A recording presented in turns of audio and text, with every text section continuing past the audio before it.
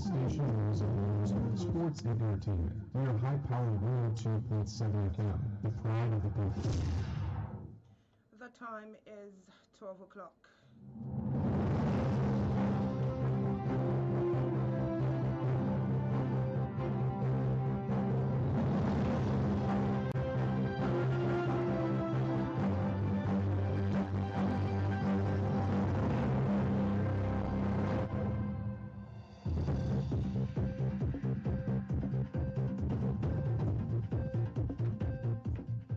Good afternoon, here's iPower 102.7 FM Media News.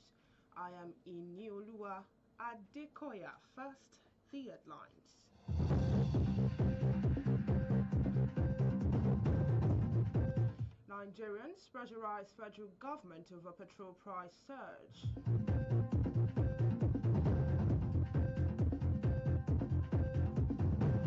Tinubu backs media fight for fair hearing. On the foreign scene, Trump demands reopen of Hamas. And in sports, Orlino sets a new record. Details of this and more in a moment. Please stay tuned.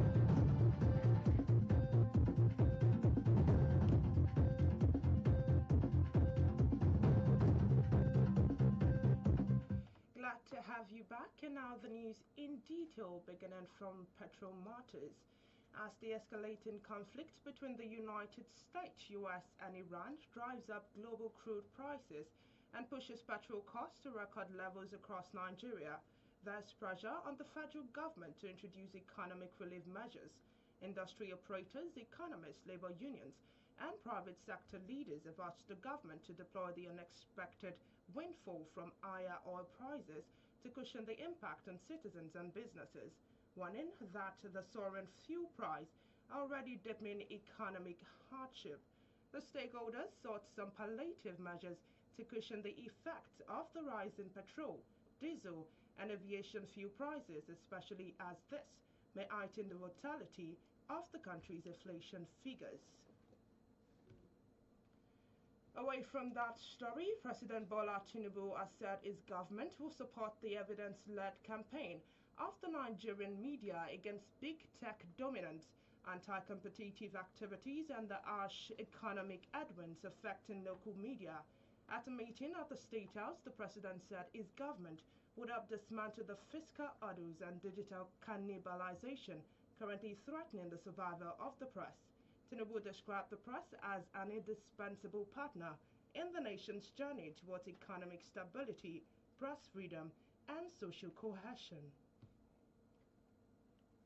Following the dispute over revoked mineral licenses, the federal government has said it has uncovered an attempt by an embattled mining company, Jupiter Limited, to launch what it described as a campaign of calumny against Nigerians during the planned state visit of President Bola Tinubu to the United Kingdom.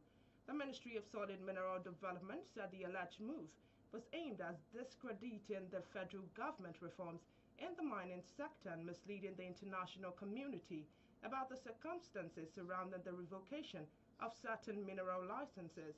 It further said the company and its associates were allegedly preparing to circulate what it termed as misleading claims about the Nigerian mining sector to discredit the government's ongoing reforms.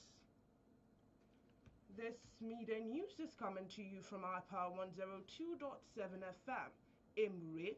Inioluwa.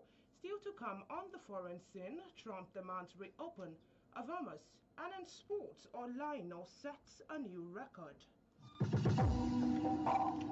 Whether you tune in for breaking news, in-depth analysis, or community update, High Power 102.7 FM remains your most trusted source.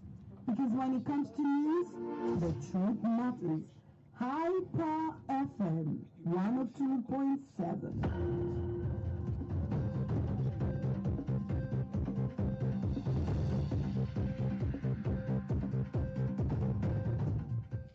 Welcome back. To be part of our program, follow us on Facebook, Instagram, X, and TikTok at iPower 1027 FM.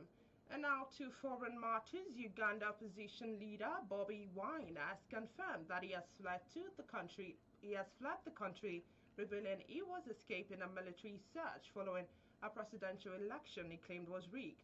The move comes amid heightened tension and concerns for his safety.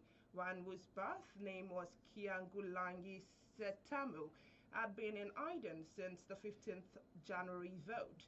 Incumbent President Yoweri Museveni was declared the winner with 71.6% of the vote, a result Wine vehemently rejected as fake.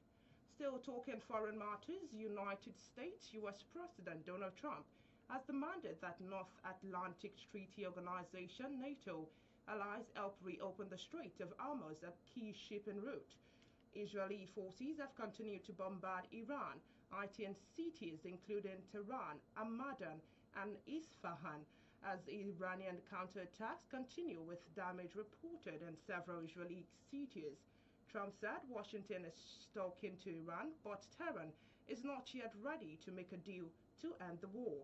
Authorities in Dubai said a drone incident caused a fire near the international airport, as Bahrain, Kuwait, Qatar, and Saudi Arabia also reported intercepting drones and missiles. And now to the sporting arena. Super Eagle defender Olaino has won his first ever Premier League Player of the Match award, following Nottingham Forest's barren draw against Fulham. Aino put an impressive display in the encounter played at the City ground. The fullback finished the game with the most tackles, 4, and the most duels, 4.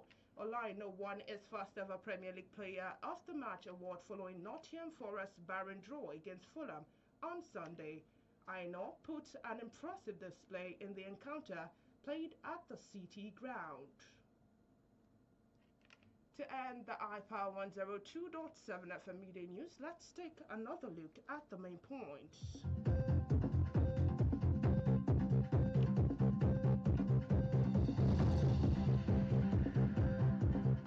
We told you in the course of the bulletin that as the escalating conflict between the United States, US, and Iran drives up global crude oil prices and pushes petrol costs to record levels across Nigeria, there's pressure on the federal government to introduce economic relief measures.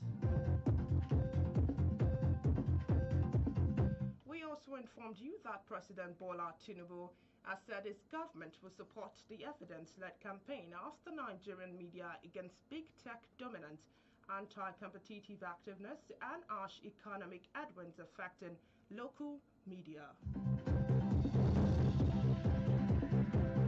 On the foreign scene, we informed you that the United States U.S. Donald Trump has demanded that North Atlantic Treaty Organization NATO allies help reopen the Strait of Hormuz, a key shipping route.